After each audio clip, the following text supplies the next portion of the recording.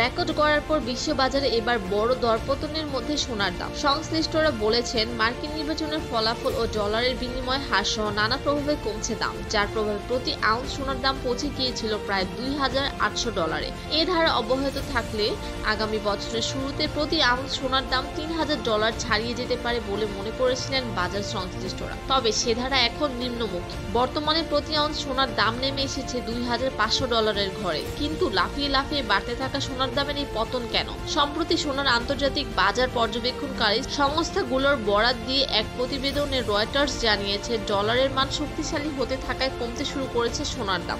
Spot মার্কেটে সোনার দাম আগের দিনের তুলনায় 0.13% কমেছে। প্রতি আউন্সের মূল্য নেমেছে $2,561, যা 20 সেপ্টেম্বর পর থেকে সর্বনিম্ন। এ বিষয়ে বাংলাদেশ জুয়েলার্স অ্যাসোসিয়েশন বাজুস জানায়, ট্রাম্পের জয়ের পর থেকে ঊর্ধ্বমুখী ডলারের বাজার, পাশাপাশি যুদ্ধ পরিস্থিতি অবনতি হওয়ার শঙ্কা কাটতে শুরু করেছে, যার প্রভাবে কমছে দাম।